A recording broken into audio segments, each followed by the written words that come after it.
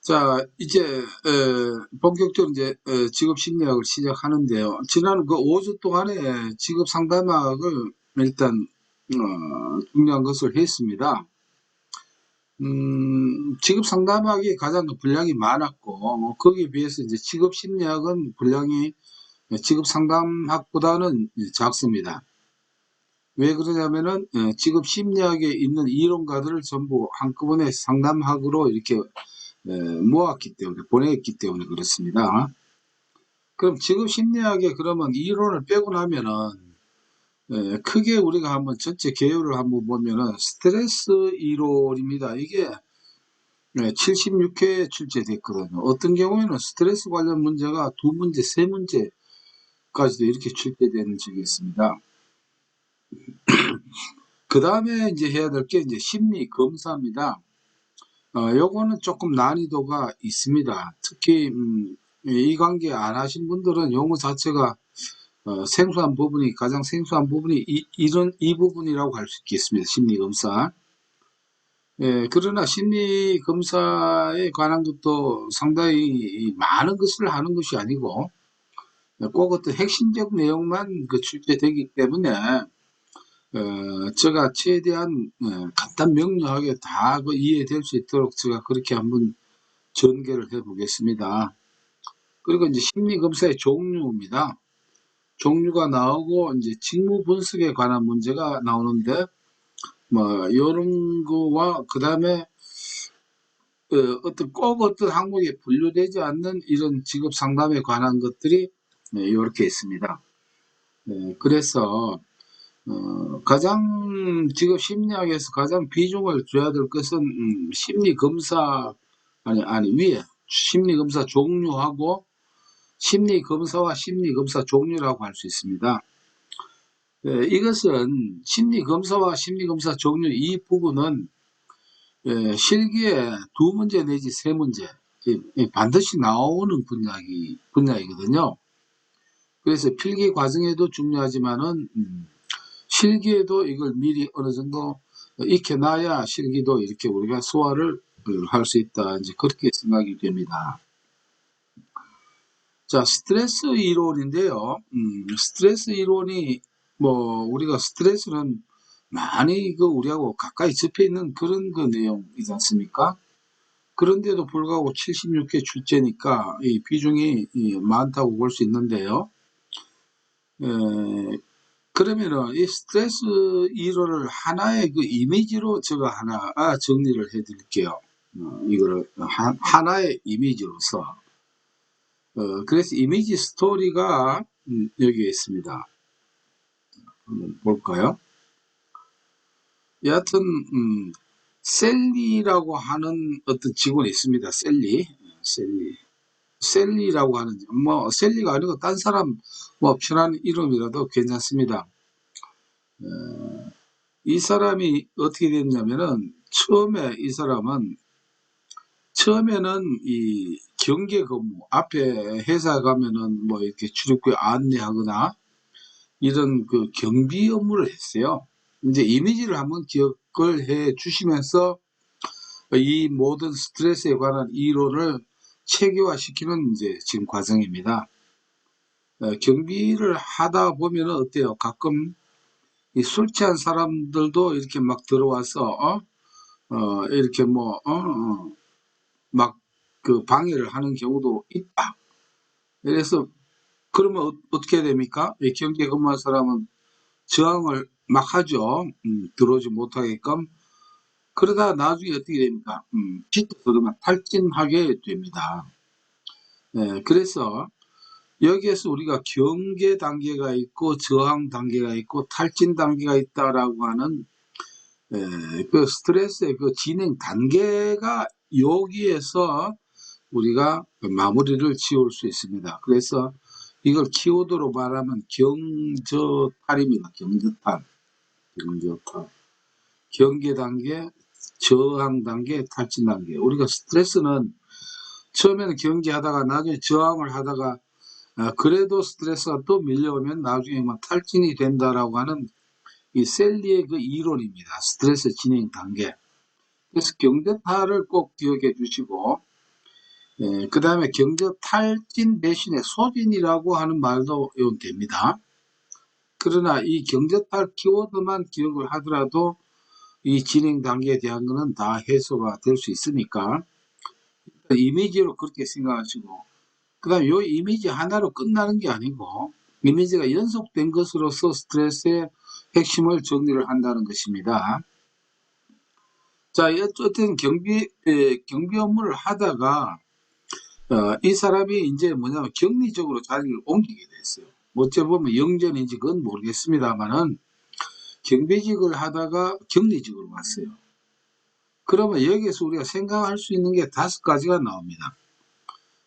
이걸 우리가 이미지를 쉽게 상식적인 그런 관점에서 한번 정리를 해 보겠습니다. 자, 경비직을 하다가 격리직 사무직으로 오니까 어떻습니까? 전에 했던 일의 특성이 전혀 다르죠. 특성이 달라집니다. 경비일과 그 다음에 사무직원의 특성이 달라진다는 것이죠. 네, 그러다 보니까 이 하는 일에 하는 그 역할에 대한 갈등이 막 생깁니다. 갈등이 막 생겨요. 뭐 우리가 직업 상담사 이 합격 준비를 하는데 이렇게 보니까 생소한 것처럼 생소할 때에 따라 갈등이 생길 수도 있겠죠. 이걸 내가 해야 되나 말아야 되나 그런 그 느낌과 마찬가지로 그래서 이 역할에 대한 갈등이 생깁니다. 갈등이 생기는 것이죠.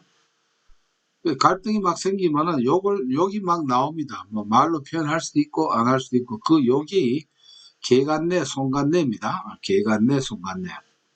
갈등이 생겨서 개간내 손간내 욕이 나오더라. 역할 갈등에 대해서 개간내 손간내 욕이 욕이 나온다. 이건 두 번째.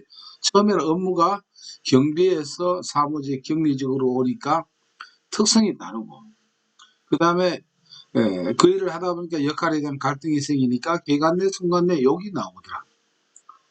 그리고 때때로는 어떻게 됩니까? 이 역할이 아주 그 모호한 경우도 있습니다. 모호해가지고 마치 어느 직장인가로 신입사원이 그 부스에 들어오게 되면은 이게 왕따를 시키는 이런 경향이 있다라고 가정을 합시다. 그래서 역할이 모호해서 마치 왕따 당하는 그런 기분이 들고요. 그런데 이 사람은 그걸 극복을 하고 이제 익숙해졌어요. 그러니까 일을 이제 잘하게 됐습니다.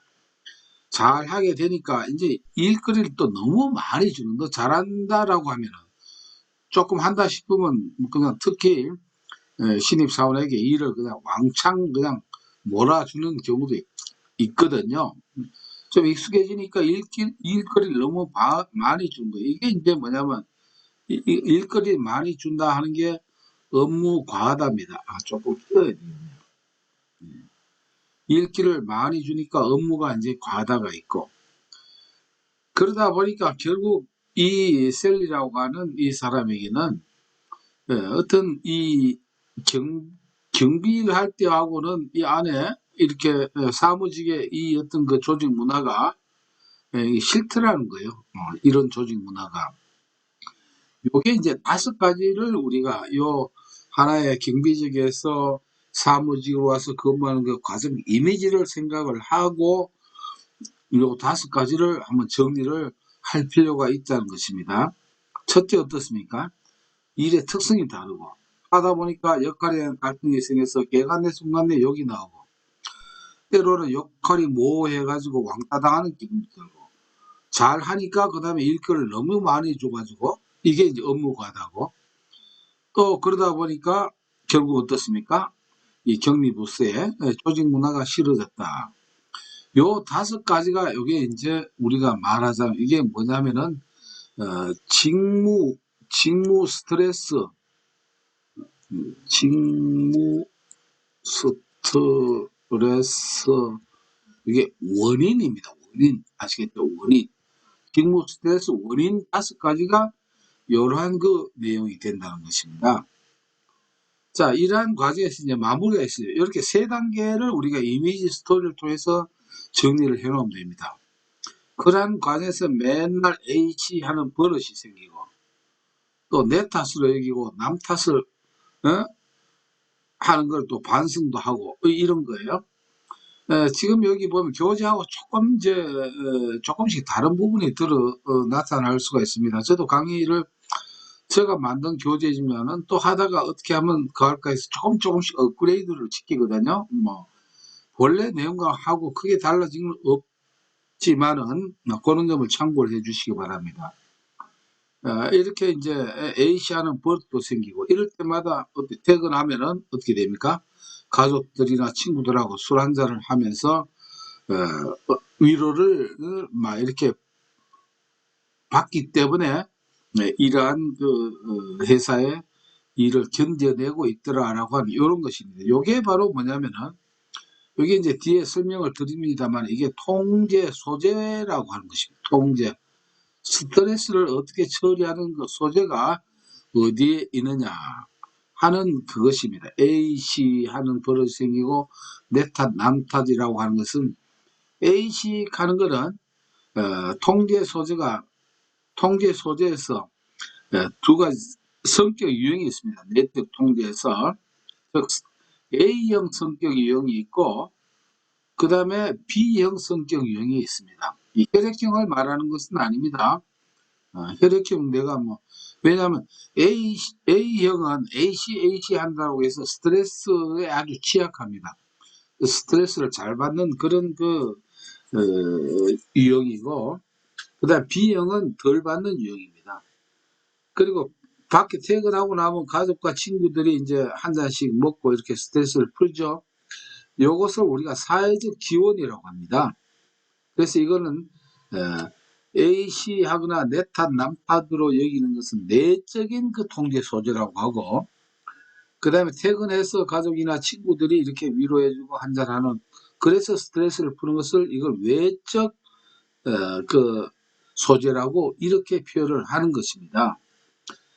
그런데 요걸 밑에 이제 교재를 보면은 또 한 번 더 정리를 해 드리겠습니다만은 왜 이렇게 명확히 분류를 우리가 해야 되느냐 하면은 첫째는 이런 그 용어도 이해를 해야 됩니다. 역할 갈등이 뭐고 뭐 이런 것도 이해를 해야 되겠지만은 두 번째 이 시험에서는 이러한 그 기법들이 경계, 저항, 탈진 단계 이게 이제 진행 단계 세 가지가 나오거든요.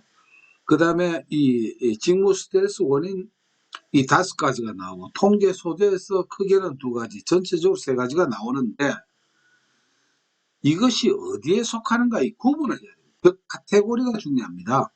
이 기법이 이 진행 단계에 속하는 건지 아니면 스트레스 발생 원인에 해당되는 건지 아니면 통제 소재에 해당되는 건지 이거를 분류를 잘 하면은 여기에 관한 73문제 풀기가 아주 재미가 있습니다. 그러나 분류를 못하면 헷갈리는 거예요. 우리가 심리학자 이론도 마찬가지죠. 정보가 부족하면 이게 뭐로 나와야 됩니까? 이것은 보딘의 정신역동적 상담 기법에 들어가더라. 이렇게 분류를 이렇게 하는 게 중요한 것과 마찬가지입니다. 자아 분석을 한다 하면 이거 에릭 번의 교리 분석에 구조 분석에 해당되더라. 이렇게 바로 연결시키는 이런 것과 마찬가지죠. 이래서 우리는 어떤 그 요란 기법이나 특성이 어느 분류에 들어가는가, 본질을 잘 찾아가는가, 카테고리를 바로 구분하는 게 이게 뭐냐면은 시험을 완벽하게 준비할 수 있는 그게 초점입니다. 제가 말씀드리는 것은 이 초점을 어떻게 하면 문제를 한 문제라도 더 맞춰서 5점, 10점을 취득할 수 있는가 그 초점을 말씀드리는 핵심은 반드시 어떤 그 기법의 카테고리를 바로 찾아내는 것이 된다는 것입니다. 그러면 자 이제 이미지 스토리를 이렇게 길게 했지만은 이미지 스토리만 우리가 알면은 이건 대부분 다 무난하게 이 스트레스의 73문제인가 이건 다 해결할 수가 있거든요. 그러면 이제 세부적 내용으로 한번 들어가 봅시다. 앞에 거는 이제 이미지 스토리를 말씀드렸고요. 이렇게 3가지가 중요합니다. 즉 진행 단계와 그 다음에 스트레스 발생 원인, 직무 스트레스 원인, 그 다음에 3번째는 스트레스가 생겼을 때 그것을 처리하는 그것을 통제 소재라고 합니다. 요 세 가지 중요한 단락 중에서 진행 단계, 그 다음에 스트레스 원인 5개, 통제 소재, 이렇게 이제 분류가 된다는 것이거든요. 그럼 스트레스 진행 단계는 아까 말했듯이 처음에 경비 업무를 하니까 경계를 하죠. 누가 침입을 하는가 안 하는가, 무단으로 들어오는가 안 들어오는가 경계를 합니다. 그 다음에 누가 이상한 사람이 와서 막 시비를 걸어요. 저항을 합니다. 저항을 오래 하다 보면 어떻게 됩니까? 탈진 또는 소진된다. 요거를 먼저 생각하시면 되거든요. 그래서 이 스트레스 진행 단계는 아까 그 직원 이름이 셀리라고 했는데 셀리라고 합니다. 셀리가 만든 게 이론입니다. 일반 적응 정무라는 개념을 제시하면서 최초의 학문적 연구가 시작되었다라고 해서 이 스트레스 진행 단계에 셀리가 나오면은 이게 맞는 말이라는 것이거든요. 또 하나 맞는 대답은 우리가 이 스트레스를 다 부정적으로 보는 것이 아니라라고 하는 것입니다. 자, 이 스트레스 강도와 생산성 또는 뭐 효율성 간의 관계는 역류자 관계이다라고 하면서 U자가 이렇게 생겼죠. 역류자는 이렇게 생겼다는 것이죠. 이건 뭐냐면은 스트레스가 이렇게 생기고 그 다음에 이렇게 이 스트레스가 강도가 이제 강해집니다. 강도가. 이게 이제 업무 생산성입니다. 생산성. 이 그래프로 그리면은 자, 생산성이 적당히 스트레스를 받으면 생산성이 올라간다는 것입니다. 적당한 수준, 요 적당한 수준까지는 올라가다가 그 이후에 어떤 정점에서 스트레스를 더 많이 받게 되면 그때 업무 생산성이 내려온다는 이러한 그 의미입니다. 이래서 이걸 스트레스 강도와 생산성 간의 관계는 이렇게 역류자 관계이다라고 하면은 맞는 말입니다. 여기에서는 이 말을 여러 가지로 응용해서 출제할 수 있겠죠. 스트레스를 받으면 업무 효율이 떨어진다. 이것도 틀린 말인 거예요. 적당한 스트레스는 오히려 생산성을 높여준다는 것입니다. 이런 등등으로 응용이 될 때 항상 이 역류자를 우리가 생각을 하면 되겠고요. 그 다음에 이제 틀린 답안입니다. 일반 적응 정무의 3단계 나오면은 경계, 저항, 탈진 또는 소진이 나와야 되거든요. 근데 경계, 저항, 회복 단계 나오면 틀립니다. 네. 스트레스는 부교감 신경계를 활성화시켜 각성이 일어난다. 그러면 이게 활성화시켜서 각성이 일어나면 좋다. 이건 아닙니다. 부교감 신경 활성화시키는 건 아니고, 뭐 이걸 깊이 얘기를 하자면은, 근데 깊이 들어갈 필요 없어요. 항상 제가 이 진행하는 방법은 뭡니까? 합격 위주지 공부를 하면 곤란하거든요. 이게는 스트레스는 이 코티졸이 이제 발생을 시키는 그런 거 역할을 합니다. 그래서 부교감 신경계를 활성화시키는 뭐 등등 이런 건 땡이다라고 하는 걸 생각해주고, 탈진에 대한 연구는 대부분 면접과 관찰을 통해 이루어진다. 면접과 관찰이 아니고요. 검사를 통해서 이루어집니다. 탈진에 대한 연구는. 이건 하나의 의학적인 문제이기 때문에 면접과 관찰만 가지고 되는 게 아니고 이거 플러스 뭡니까? 각종 검사가 수반되어야 된다라고 이렇게 정리하시면 되고, 1년간 생활 변동 단위의 합이 90인 사람은 대단히 심한 스트레스를 겪는 사람이다. 요거 땡입니다. 요건 이제 이것도 깊이 알지 말고 1년간 생활 변동 단위라고 해서 예를 들어서 어떤 일이 일어나면은 몇 점 되는데 조그마한 사소한 것도 뭐 한 20점, 50점, 100점 이렇게 돼요. 이런 게 1년 동안 쌓인 거 보면은 이게 스트레스 합이 90으로 나올 수가 없습니다. 아무리 뭐 스트레스 안 받는다 하더라도 제가 볼 때 200점, 300점, 500점이 되거든요. 그래서 스트레스 합이 90인 사람은 대단히 심한 스트레스 겪는 사람이 아니고 스트레스가 너무 없는 사람에 속한다. 이렇게 이 정도만 기억하시면 됩니다. 생활 변동 단위는 한 100가지 정도 이런 경우에 몇 점이다 이렇게 나와 있습니다. 뭐 교통사고 나가면은 250점 뭐 이런 식으로 뭐 애들하고 한번 친구들하고 다퉜다 몇 점 이런 식으로요. 근데 그 이상은 우리가 몰라도 된다는 것입니다. 그래서 일단은 처음에 경비 업무를 하다가 누가 와서 시비를 걸어서 저항을 하다가 탈진됐다. 이 스트레스 진행 단계 셀리의 경저탈 또는 경저소 이렇게 일단 핵심을 정리를 하고요. 그 다음에 이제 넘어가겠습니다. 이것은 이제 문제풀이는 앞으로 화요 특강을 통해서 이제 문제를 풀어가면은 아마 이게 목요일 이 진행과 아주 효과적으로 진행된다라고 이렇게 생각이 됩니다. 그 다음에 직무 스트레스 원인입니다. 원인. 이것도 이제 아까 이 얘기를 하면 일단은 경비 업무 보다가 뭡니까? 격리 업무 사무직원과 특성이 다르죠. 과제 특성이 하나의 스트레스 원인입니다. 과제상 우리가 뭐 이렇게 직장에 다니시는 분도 계시겠지만 직장에 어떤 특별한 과제를 맡으면 그 스트레스를 받는다는 거예요. 그 다음에 하다 보니까 어떻습니까? 처음에 하다 보니까 어떻게 합니까? 역할에 대해서 처음에 어떤 부서에 들어가면 역할이 애매할 경우가 있어요. 역할 또는 이걸 직무라고 합니다. 직무에 대한 갈등이 생깁니다. 직무 갈등. 직무 갈등 생기니까 속으로든 뭐 표현을 하든 욕이 나오죠. 개 같네, 송 같네 욕이 나옵니다. 이게 무슨 의미인지는 모르겠어요. 그냥 일단 여기서 키워드를 쉽게 만들어 봤습니다. 개 같네, 송 같네. 자, 이거는 뭐냐면은 역할 또는 직무 갈등 같은 표현인데요. 여기에 갈등이 네 가지가 있습니다.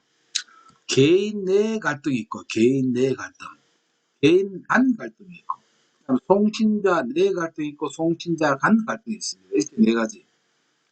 즉, 이런 개인 내 갈등, 개인 간 갈등, 송신자 내 갈등, 송신자 간 갈등 이렇게 나오면은 이것이 그 속해 있는 번지, 카테고리는 어디에 속한다? 역할 갈등에 속한다라고 하는 것을 이것을 먼저 기억을 해 주셔야 우리가 카테고리의 실수를 안 한다라고 하는 것입니다. 뭐 개인의 갈등은 개인적 내부의 두 가지 상투하는 겁니다. 일단 갈등이라고 하는 것은 한 개 가지고 갈등이 생기는 게 아니죠. 최소한 두 개 이상의 어떤 그 문제가 있을 때 갈등이 생기는 거니까 개인 간 갈등은 개인 문제하고 직무하고 여기 어떤 그 충돌입니다. 이걸로 인한 그 갈등이 개인 간 갈등이고 송신자 내 갈등입니다. 자, 송신자 내에는 업무 지시자가 양립할 수 없는 요구를 할 때, 나한테 어떤 상급자든 하급자든 동료든 누구 지시할 때 내가 생각하고 있는 어떤 상식과 양립할 수 없는 요구를 할 때 이것을 송신자 내 갈등, 뭐 때로는 부당한 지시를 업무 지시를 한다거나 이런 등등이에요. 그 다음에 송신자 간 갈등입니다. 2명의 요구가 상충될 때입니다. 이번에는 2명의 어떤 지시 이게 다를 때요. 외에는 요 송신자 간 갈등은 본인을 기준으로 하면은 요 한 사람이 어떤 지시를 할 때 요것이 뭔가 양립할 수 없을 때 수용할 수 없는 이 갈등이고 송신자 갈등은 본인이 여기 있습니다. 자, 두 사람이에요. 두 사람이 그럼 한 사람은 경비를 줄여라. 한 사람은 회식 때 경비를 팍팍 써라. 이렇게 한다라고 하면 어때요? 이게 다르죠. 여러분 야외에 가는데 야 경비 팍팍 써라. 한 사람은 경비를 최대한 줄여라. 뭐 이렇게 한다고 할 때 이때 이 사람은 어떻습니까? 두 사람 간에 간은 두 사람이거든요. 두 명 이상의 요구가 이렇게 상충하죠. 이럴 때 웃다면 너너 이렇게 이제 갈등이 생긴다는 거예요. 이게 이제 역할 갈등. 뭐 이럴 때 뭡니까? 개간내, 송간내 뭐 이런 욕이 저는 못 들어봤습니다. 개간내, 송간내 이렇게 욕이 나오더라. 이거 뭐냐면 개인 간 갈등, 개인 내 갈등. 그 다음에 송신자 간 갈등, 송신자 내 갈등 이렇게 해가지고 네 개를 이렇게 제가 정리를 해보았고요. 그 역할이 모호할 때, 왕따당할 때, 역할이 분명하지 않을 때 우리가 뭐 잘 알겠죠. 예, 역할이 모호할 때, 이럴 때 참 스트레스를 받습니다. 직무 스트레스를. 이 역할이 너무 많거나 너무 적어도 어떻습니까? 또 뭐냐면은 스트레스를 받습니다. 뭐 요건 더 해석을 풀이를 안 해도 되겠죠. 그다음 또 하나는 조직 문화의 풍토입니다. 그 회사의 그 풍토가 영 나하고 코드가 안 맞는 경우에도 직장에서 뭐를요 스트레스를 받는다. 이건 뭐 극히 상식적인 겁니다. 다 알고 있고 접하고 있는 내용인데 제가 말씀드린 것은 이 분류를 학문적으로 제대로 분류를 해 놓는 게 뒤에 문제를 푸는데 크게 도움이 된다는 것입니다. 예, 그리고 맞는 답안 한번 볼까요? 스트레스는 직무 만족에 직접적인 영향을 줍니다. 직접 관련이 있죠. 스트레스는 수행 실적에 역류자 형태로 영향을 준다. 앞에 한번 했죠. 예, 역류자 형태입니다. 이런 형태입니다. 스트레스 강도가 있고 업무 효과가 있으면은 어느 정도 스트레스는 능률을 올려주지만 정점을 지나서는 업무 효율은 어떻습니까? 이렇게 떨어집니다. 떨어진다. 이런 뜻입니다. 그리고 17-OHCS라는 당류 부신 피질 호르몬은 스트레스의 생리적 지표로서 매우 중요하게 사용된다 했는데 이게 뭔지 뭐 호르몬 질 이게 뭐 20가지 되는 거 이거 외우려고 하지 말고요. 여하튼 이 말 나오면 이게 중요하다라고 하면은 이거는 맞는 답이다 이렇게 정리를 하면 되겠습니다. 틀린 답안은 공식적이고 구조적인 조직에서는 인간관계가 주요 역할 활동을 일으켜 스트레스 원인이 된다라고 했죠. 요거는 한번 조금만 생각하면 답이 나와요. 공식적이고 구조가 잘 돼 있는 데서는 인간관계 어때요? 이 역할 갈등이 잘 발생하지 않습니다. 이런 게 안 돼 있는 데서 역할 갈등이 생기겠죠. 예. 잘 돼 있는 데는 역할 갈등하면 개간내, 손간내잖아요. 구조가 잘 돼 있으면 두 사람의 지시가 일치를 합니다. 회사 구조가 잘 돼 있을 때는. 뭐 구조가 엉망이 되나 이래라 저래라 이런 그 요구가 나한테 올 수가 있겠죠. 그래서 이게 틀렸다라고 이렇게 이제 틀린 답안 정리를 해 드렸고요. 뭐 빨리 하다 보니까 쭉 넘어가네. 문제풀이는 각각이 푸시면서 이 초점을 생각해서 푸시면 되고요. 이제 세 번째 했던 게 뭐라고 했어요? A씨 하는 욕이 나오고 내 탓 남 탓이 나오고 술 한잔 먹는 그게 나왔죠. 예. 퇴근해가지고 술 한잔 먹는 거. 그게 바로 뭐냐면 이게 스트레스 조절 변인이라고 합니다. 스트레스 조절 변인. 스트레스 발생 원인과 조절 변인을 구분해야 됩니다. 발생 원인은 뭡니까? 과제 특성, 역할 갈등, 역할 모호, 업무 과다, 업무 과소, 또는 뭡니까? 조직 문화 특성. 이런 거라 했죠. 요거는 발생 원인입니다. 아시겠죠? 근데 지금 배우는 것은 뭡니까? 이렇게 발생한 스트레스를 내가 어떻게 조절하는가, 어떻게 통제를 하는가 하는 그 핵심이라는 것이에요. 다시 한번 제가 뭘 지금 정리를 해드립니까? 카테고리를 지금 정리해 드리는 것입니다. 그러면은 여기에서 내적 조절 변인이 있고 크게는요 외적이 있습니다. 내적 외적 크게는 두 개입니다. 크게는 근데 외적 조절 변인은 한 개뿐이에요. 외적 조절 변인은 사회적 속성에 대해서 그야말로 스트레스를 받았을 때 외부에서 그걸 조절해주는 그런 기능이죠. 그건 뭐냐면 아까 나와서 친구들이 어떻게 해요? 너 참 마음고생 많구나. 술 한잔 풀면서 기분 풀자. 뭐 등등이에요. 한번 주말에 한번 등산 가서 스트레스 풀자. 이런 등등을 우리가 사회적 지원이라고 합니다. 가족들이 와서 또 이해를 해준다거나 뭐 처음에 그럴 수 있어. 뭐 이렇게 위로를 해주는 거. 이런 것들이 외적으로 해주는 것이고 문제는 요 외적 조절 요인은 간단합니다. 근데 우리가 또 구분을 해야 되는 게 이건 뭐냐면 내적 조절 변인입니다. 내적 조절 변인에는 카테고리가 두 개 있습니다. A, B 성격 유형이 있고 통제 위치가 있다라고 하는 것입니다. A, C하고 내 탓, 남 탓 이런 말이 나죠. 바로 그거예요. A 성격 유형이 있고 B 성격 유형이 있습니다. 자, 요거는 우리가 A 성격 유형은 이게 혈액형 아닙니다. 그래서 내 혈액형이 A형인데 나는 이 스트레스에 이렇게 취약한가 그거하고 관계가 없는 내용입니다. A 성격 유형은 능동적이고 공격적입니다. 그러니까 A란 말 많이 쓰겠죠. 뭐. 여기에 이제 우리가 목표 지향적입니다. A 성격 유형은 여하튼 목표를 이루려고 그냥 수단과 방법을 가리지 않는 것이에요. 그래서 뭔가 목표에 미달될 때마다 어떻습니까? A 성격 유형은 스트레스를 팍팍 받게 된다는 것입니다. B 성격 유형은 수동적 방어적입니다. 이거는 목표에 대해서 느긋합니다. 네. 그냥 과정을 즐기는 그러한 유형이라는 것입니다.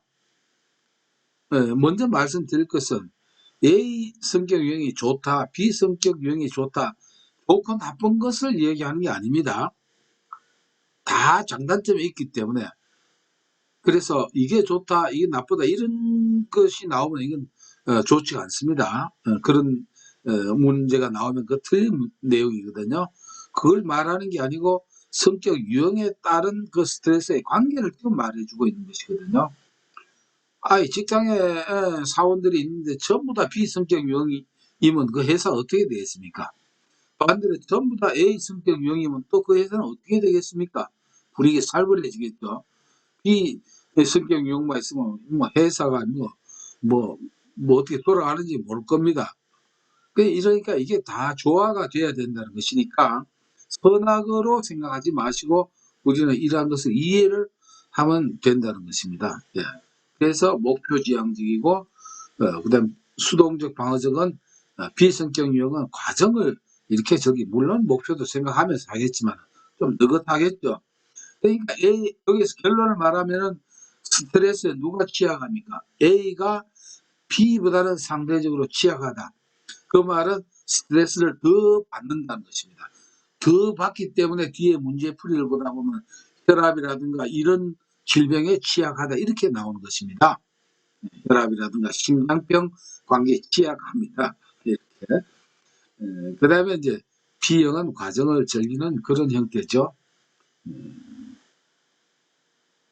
뭐 출근을 차로 가지고 운전할 때 그냥 B 과정은 좀 늦더라도 뭐 주변에 구경할 거 하고 운전 자체를 즐기면서 가는 유형이라고 할 수 있고 A 유형은 없습니다. 시계 보면서 9시까지 가야 되나 마나 거기에 그냥 급히 이렇게 가는 그런 스타일이라고 할 수 있습니다. 이게 이제 성격 유형이 이제 이렇게 하나 정리를 했고요. 그 다음에 통제 위치입니다. 통제 위치 또는 위치라는 말을 우리가 소재라고 하죠. 같은 말입니다. 통제 소재. A, C하고 네타, 남타 뒤에 그 이미지 스토리에 나왔죠. 그래서 내적으로 통제하는 사람이 있고 외적으로 통제하는 사람이 있습니다. 여기서 A 성격 유형에서 우리가 하나 더 말씀드릴 것은 목표 지향이기 때문에 이 사람은 공격적이고 경쟁적입니다. 경쟁적. 왜 이 말씀을 드리냐면은 A 성격 유형을 가진 사람은 그 직장 내에서 친화력이 잘한다 하면 땡이겠죠. 경쟁력이 강하기 때문에 요것도 하나 정리를 생각이 나서 말씀을 드립니다. 물론 뒤에 문제풀이에서 이런 내용들이 나옵니다. 통제 소재에서는 내외가 있습니다. 내적 통제는 내 탓으로 얘기하는 거예요. 뭔가 일이 잘못됐을 때 이건 내가 잘못해서 내가 반성해야 돼 이렇게 되는 것이고 외적 통제는 남 탓입니다.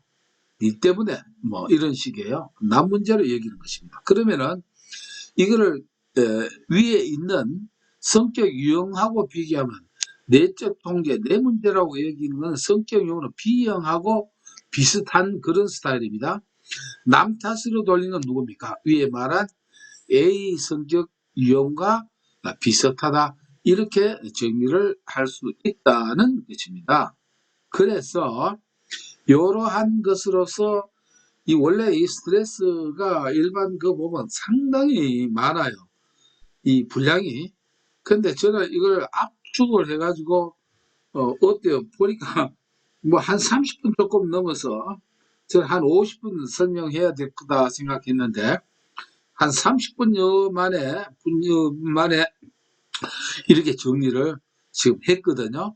이걸로서 이 시간은 이제 이 스트레스에 대한 관련 분야를 다 마무리한 것이라고 할 수 있고요. 그 나머지는 이제 문제를 요것도 해야 되네 참요. 예. 틀린 답 한번 볼 거예요. A형 유형의 특성은 책임을 피한다. 아니죠. 목표 지향이기 때문에 책임을 피하는 그런 스타일 아닙니다. 그럼 땡이죠. A형 유형의 특성은 타인과의 유대감이 좋다 아닙니다. 목표 지향적, 경쟁적이기 때문에 유대감이 좋다라고 할 수 없습니다.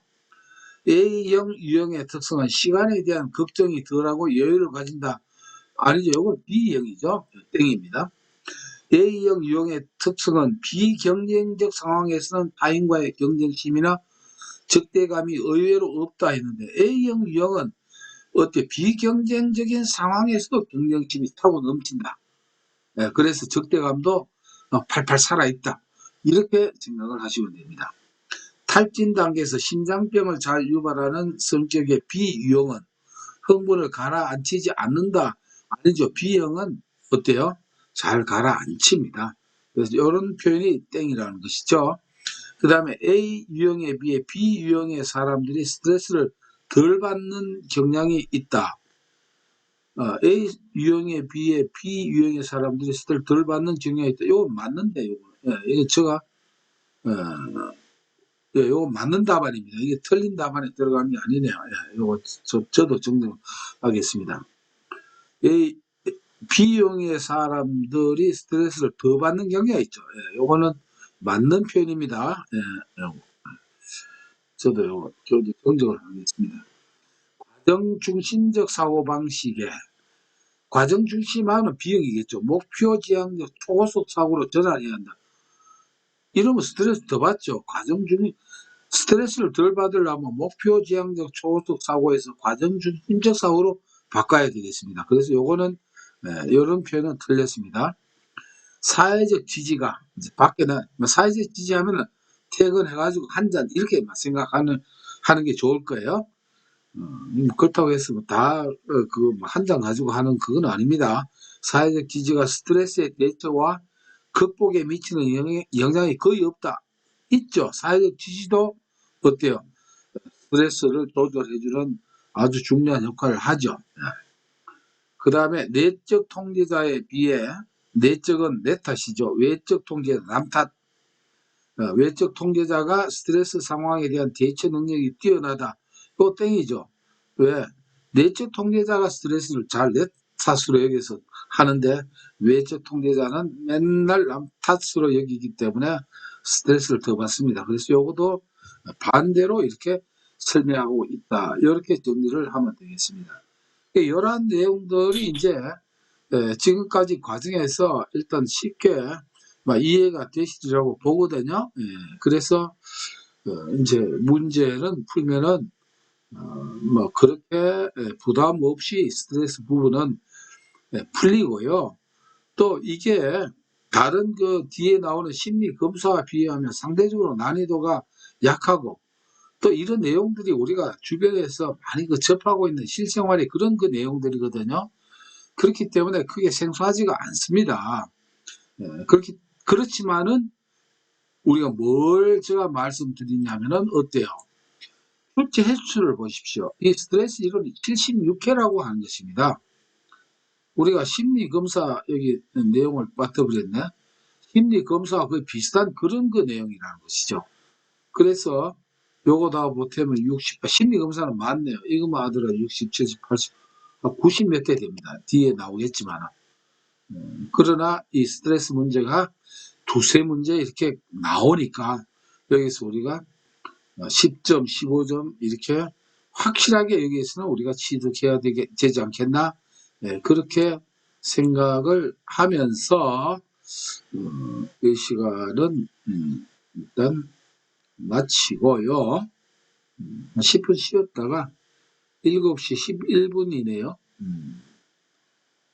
조금 빨리 퇴근하셔가지고 저녁 하신 분들은 지금 비디오가 안 보이니까 잡숫고 들으시는지 안 들으시는지 모르겠습니다만은 그래도 좋은 게 또 랜선 수업이라고 할 수 있겠죠. 좀 여유있게 좀 드실 거 여기 하실 분은 하시고 7시 30분에 시작하겠습니다. 저도 비디오를 끄고 조금 속을 좀 채우도록 하겠습니다. 그 다음 심리검사 이제 들어가겠습니다. 그리고 채팅창에 출자라고 한 사람 한번 이렇게 해주시면 막간에 해주시면 좋겠습니다. 예, 일단 저 비디오는 끄겠습니다.